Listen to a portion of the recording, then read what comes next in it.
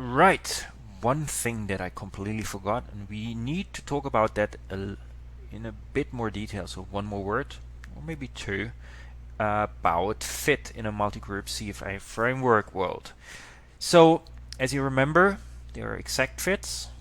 There's an exact fit, which is chi-square, and there's close fit. And close fit can be broken down into lack of fit indicators.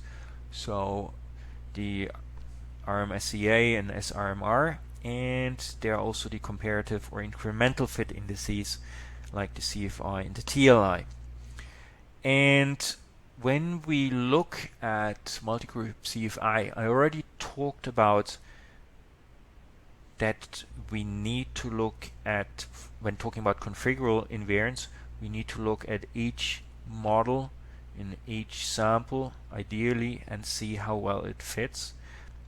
And only if we get good fitting models we can proceed and move to the next stage, where we then directly compare the factor loadings and intercepts. So we would need to look at the exact and close fit indicators in each group separately, and then we move on to more complex multi-group CFA models. And then once we are in a multi-group CFA model, we're going to look at both misfit, so what happens if we constrain parameters, so we have more restrictive models, and also the concept of parsimony. So how simple is our model? And we typically want to have a simpler model over a more complex model. So the steps of invariance testing in a multi-group CFA context is, first of all, a single group CFA in each cultural sample. We need to evaluate the measurement model using the standard fit indices that we typically always use. The ones that I would recommend are CFI, TLI, the McDonald's Centrality Index, the RMSEA, and the SRMR. Chi-square, it's important to report it, but at the same time, because chi-square is so dependent on sample sizes that it's actually not that useful to make a decision based on it. But because the chi-square is essentially the underlying fit statistic for all the other fit stats, it's important to actually report it in your thesis or in your article.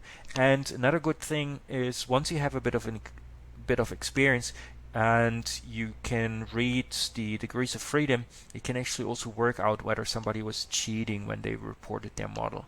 But we might get to that a bit later.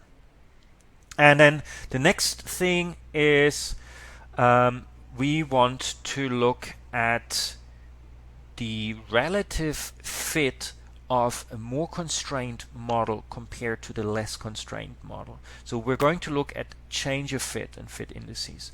We start off with the configurable invariance, so basically no constraints. That's our baseline model. So we would run an overall multi-group CFA, and we just tell our please report parameters separately by group. So that's our baseline model.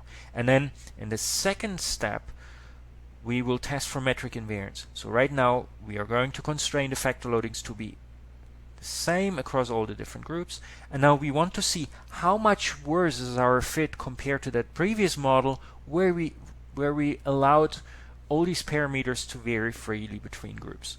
And if we get a good fit in that model, then we can impose additional constraints, which are basically constraints about the intercepts, and then we can again look at what is the deterioration, so basically what is the change in fit once we go to this more constrained model. And the question now is, these kind of changes in fit are kind of interesting. So we can look at, if we go with a very classic one, we could go with the chi-square, right? So we could look at my cursor here in the middle of the screen. We could go for the classic indicator, which is chi-square, and that little triangle there is a delta. So basically delta typically implies a change parameter. So the change in chi-square in relation to the change in the degrees of freedom as we have a more restricted model. The problem again is chi-square. It's awesome, but it is so susceptible to sample size, and so a lot of people do not pay that much attention to. People therefore started looking at other fit indices. The one that a lot of people look at is the change in CFI, so the comparative fit index by